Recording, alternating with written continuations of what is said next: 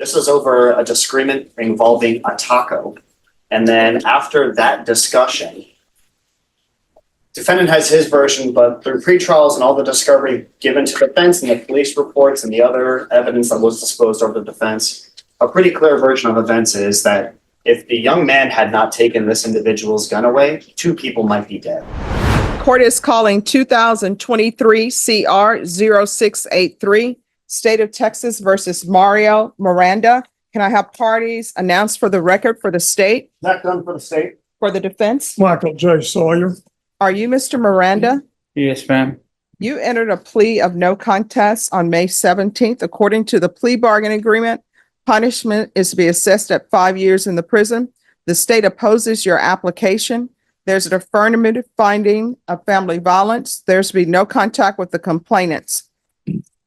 Have both parties had a chance to review the PSI report, state, Yes, Your Honor. defense? Yes, Your Honor. Any objections to the PSI report, defense? Just one discrepancy in an account, and we have a copy of that report that was filled out by SAPD Patrolman Torres. State has given a copy of that report this morning. And I believe that does the court have a copy of that in their possession as part of the PSI? Yes, I have a copy of the PSI. If you'll direct me to what page? Well, I'm looking at it. Judge, look at that report. No worries. So John, simply give the court the report. The state will not object.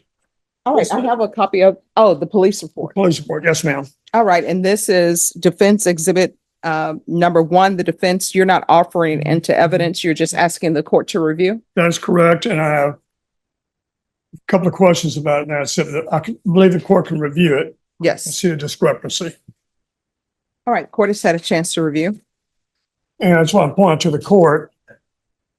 Nick Miranda, who was there, told Officer Torres, when the first policeman was seen in that report, that he disarmed the defendant in the bedroom at the very onset. It's in the report. All right. That's all. All right, any evidence, state or defense? No evidence from the state. Nothing further from the defense. I think most information the court needs is contained in the PSI. We have reviewed it. It is accurate. We looked at his prior criminal record here, California, Medina County, and it's true and correct in our opinion. All right, then, state, you're opposed? Yes, Your Honor. And if you would like to present your argument? Yes, Your Honor. So we'll present, we thank you for the opportunity for just brief argument. And this is an individual, Your Honor, wherein lack of accountability seems to be kind of first and foremost here. You have their partner, which, said he, friends have told me he's looking for me. I believe he's going to kill me. He's a very violent man. You have her son saying he's the type of man that, again, will come and find us. He's threatened to kill me. No care, no remorse, no sympathy, no empathy. And even in the defendant's version of events, there's just a complete lack of accountability. Well, All of this is based on lies. I don't want probation, but I don't want to go to prison. So not only is there no accepting of consequences, there's no actual acceptance of what's underlying. And again, I think you have 2 complainants wherein the version of events, as is noted in the stipulations that the court has reviewed, and it is noted in the PSI, it started over something pretty benign. I think that's what bothers the state the most. This was over a disagreement involving a taco. And then after that discussion, defendant has his version, but through pre-trials and all the discovery given to defense and the police reports and the other evidence that was disclosed over the defense, a pretty clear version of events is that if the young man had not taken this individual's gun away, 2 people might be dead. And so given their complete lack of disregard or complete lack of regard and a disregard for human life and for consequences, that is in summation, the state's opposition to probation in this case, Your Honor. All right, so here's my question. And if you could raise your right hand for me, please. Do you solemnly swear and affirm the testimony you give will be the truth and nothing but the truth, so help you God? Yes, ma'am. All right, you can lower your hand, state your name for the record. Mario Miranda. All right. So, are you currently living in Bear County? Yes, ma'am. Who do you live with? Now. Pardon me, ma'am? Who lives with you? Just me and my girlfriend and my oldest son. All right. So how do you know the people who were involved in this? How do I know? She was my ex-wife and divorced in '93, and that was her other son that she had while we were married. Wasn't my son. And well, she had the audacity to go have that son under my insurance, under my hospital from the VA. All right. So here's the thing, you know, mother's baby, father's baby, but that's all on you because you allowed that to happen. All you had to do was a DNA test. So we're past the point of you're trying to seek sympathy for the court because you've been paying for a son who's biologically not your son. I'm trying to figure out who were all the people who were in the home and were you all living together when this happened? Yes, ma'am. I have my two sons and her son and her, and nobody was paying except for me. Nobody was what? Paying, for nothing. All right, then you should have put people out. They're all adults. Yep, exactly. I should have put them out.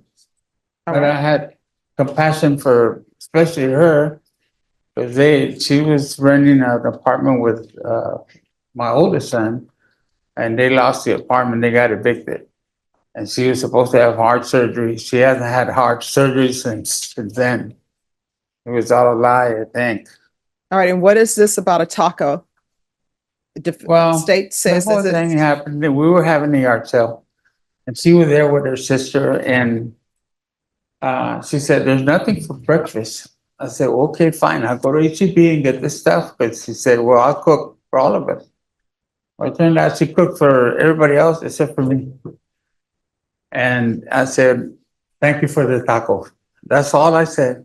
And then she started at me, and then all of a sudden, I got her son on me. And he got up like he threatened me and said, "You owe this and that, and vulgar language. I'll do this to you right now." And he's a weightlifter in MMA. See, and that's what I was afraid of, that he was gonna get me. So I went to my room. I got my gun and I was gonna leave the house. I was gonna holster my weapon Mhm. and I was gonna leave, but I still had my license to carry and everything, and I was able to defend myself that way. I couldn't fight with a young man like that.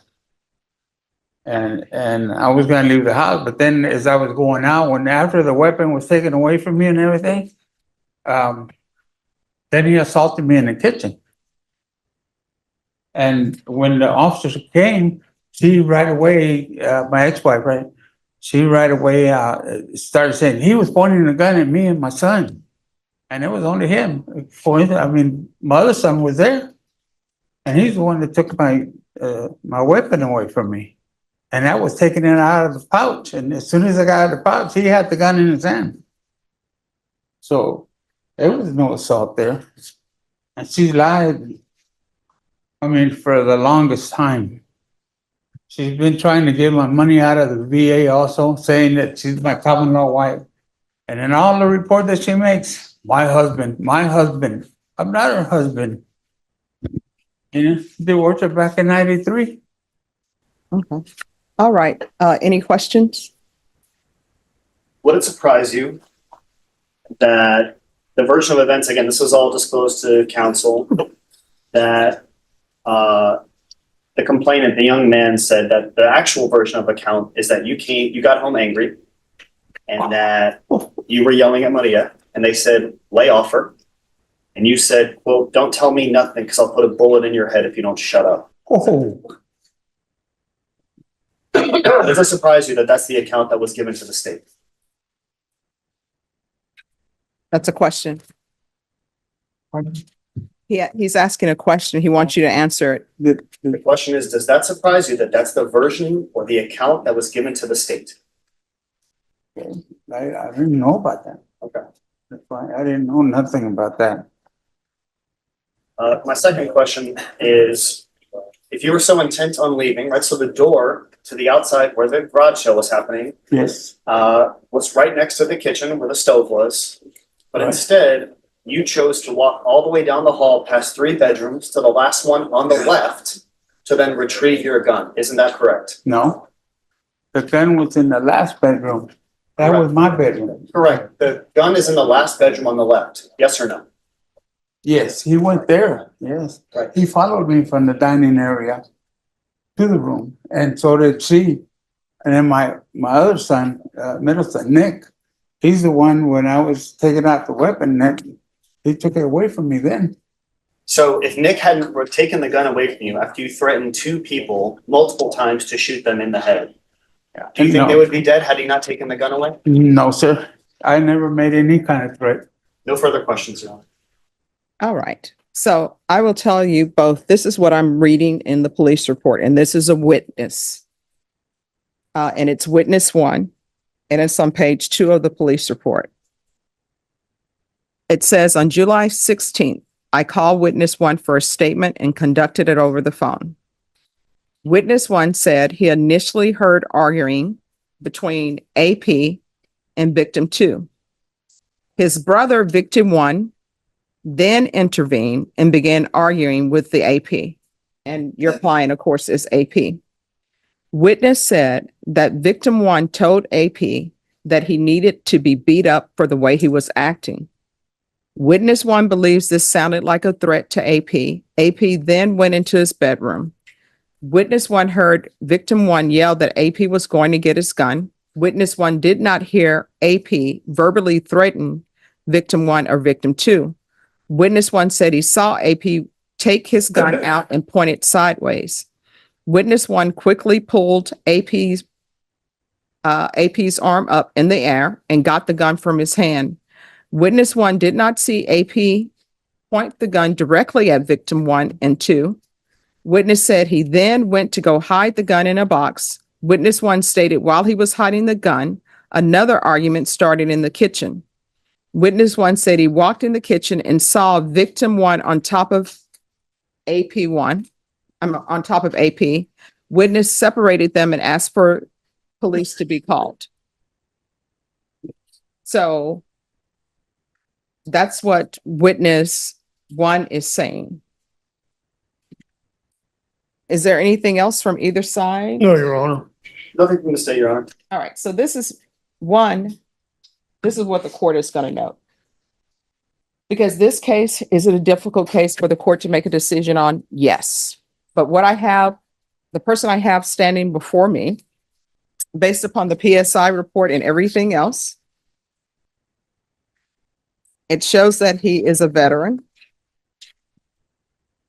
And then on page 6 of the PSI report, he is on no less than 26 medications. And he has several mental health issues. He has PTSD, neuropathy in both legs, osteoarthritis, knee replacement, hypertension, type 2 diabetes, benign prostate, hypertrophy, gastroesophageal reflux disease, hyperlipidemia, hematochezia, tuberculosis of the colon, hearing loss, erectile dysfunction, cardiac murmur, anemia, microcytosis, bilateral cataracts, cherry angioma, polymyalgia, rheumatica, hemorrhoids, depressive disorder, psychotic disorder. And then they have him on 26 medications. And what I'm reviewing in the police report, I understand that the charge is aggravated assault with a deadly weapon. I understand that the defendant has entered a plea to aggravated assault with a deadly weapon based upon what witness 1 is saying and the other witnesses. I believe the truth is somewhere in the middle because the defendant has his truth. The complainants in the case have their truth. And usually, sometimes it's best to get truth from witnesses because they technically may not have a dog in the fight. But I do understand in this case, some witnesses were what he says, his children, Some witnesses was her child. I understand all of this. So the way I see my job is, one, what is the appropriate sentence for him? And also protect the community, and protecting the community means protecting the people who are the complainants in this case. And Your Honor, may I speak just Yes. very, very briefly? I believe in terms of what was just spoken about even today, there seems to be kind of two Camps. No, camps, absolutely, and almost two events within one day, wherein the allegation of the aggravated assault via pointing the weapon, and then the kind of scuffle after the fact. Yes. And I just so that, it was, I think, more clear on the state side, and I should have done this sooner, but even the eyewitness, so the two complainants and eyewitness, quote, he stated he observed S1 retrieve the gun and point it towards the victims. And then later in that paragraph, he said he did not, quote, I did not observe any physical assault. So even the eyewitness, there's no question, again, in terms of the state's perspective on the pointing, but absolutely cannot corroborate with respect to eyewitness testimony, the latter scuffle, if you will. Oh, no. And I understand all of this started over taco. Yes, and they would fight like that all the Stop. time. I'm sorry, ma'am. All right. So my understanding is, like, the individual children who are involved are adults. The other complainant is his ex-wife. They don't have any young children where there needs to be any sort of custody arrangements. There's no need for them to have any contact. I can give him deferred adjudication, but he is not allowed to have possession of any weapons, period. Mhm. You You know, say, if I may, I had a long discussion with my client about that. He agrees. Any condition imposed by the court, he will follow it. Yes, ma'am. all right, so I'm telling you, and I look at his criminal history. And this is his criminal history, this case. I don't, and of course he has a previous, driving while intoxicated. Mm. So his history is driving while intoxicated in this case. And he's done probation for the driving while intoxicated previously, and that probation was terminated. And I'm sorry, he had a theft of service, which is with a check, where he wrote a check and didn't pay. So he has a theft of service, DWI in this case. And in this case, what I'm viewing is, number one, all of these grown adults who are living in his home, who shouldn't even be there. Get a job, go live somewhere else if you don't like the rules. I understand this was an issue over a taco. Mhm. You have the issue of the taco compounded by their having a garage sale, and garage sales never go the way people expect it. They always think they're going to make a lot of money. You pay for your permit and then you make maybe $2. So we have that going on. And then we have the PTSD with him. And then we have all of these medical issues. I just don't think this case is necessarily a prison case. And honestly, I don't think he would survive in prison. And when I say survive in prison, I mean because of all of his medical issues. And that would cost the government more money to place him at the prison. All right, this is what the court is going to do. There's going to be an affirmative finding of family violence. The court is going to sentence you to 5 years deferred adjudication. There's to be no contact with the following. There's to be no contact with Jonathan Garcia and Maria Garcia.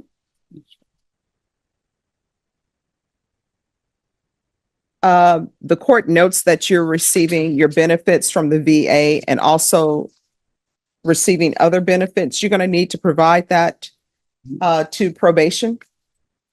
So, Ms. Abrams, I don't believe he's able to work based upon all of his medical conditions.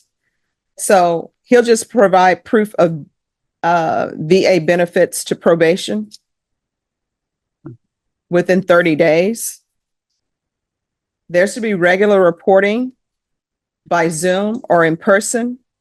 There's to be regular UAs, although Ms. Abrams, I think that UA is going to be filled with positive based upon all the medications. You're going to need to provide probation with a list of your medications. You understand? I already have them. All right, I've no, done all- no, no. Listen to me. Well, they- Provide them with a list of your medications. All right, there's going to be outpatient treatment with the VA. There should be weekly sober meetings with the VA until further notice. I'm not going to order community service hours. I don't believe he's able to complete community service hours. Is there any objection? Not at all. None. All right. There is going to be field visits, random, one time per month until further notice. And probation, if you could let the officers make sure that there are no weapons in that home.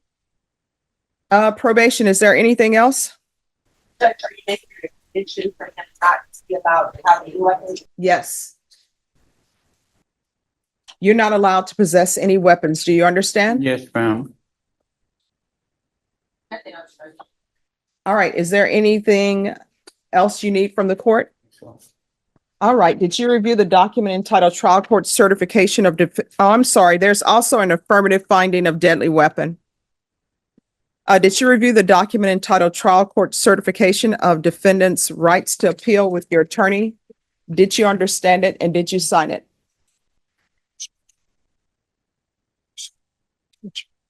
Did you review that and sign that? Yes, ma'am. All right, because this is a plea bargain agreement, because I followed your plea bargain agreement, and because you waived your right to appeal, you do not have the court's permission to appeal. Do you understand? Yes, ma'am. Because this is an affirmative finding of family violence, you're not allowed to own or possess any weapons or ammunition. If you have a question over what a weapon or ammunition is, you'll need to speak to an attorney. Do you understand? Yes, ma'am. All right, we can go off the record. Mr. Miranda, here's the thing. If you cannot get along with people, you shouldn't let people live with you. And you're not to have any contact with them. If you end up having contact with them, a motion to revoke is going to be filed and you're looking at 20 years in the prison. Do you understand? Yes, ma'am. All right. Do you have any questions about my instructions to you or what you need to do? Them showing up in my home. Call the police. Okay. Okay. I understand. All right. You'll need to call the police if they show up. You understand? Yes, ma'am. All right. Thank you. All right, thank you. On behalf of my client, and thank the court for the consideration today. All right. Thank you. Have Have a good one. Oh, and Mr. Sawyer, how's your wife? Very much better. Thank you. All right. Awesome. Making my life a lot easier. All right. Have a good one. Thank you for asking. Thank you, Ron.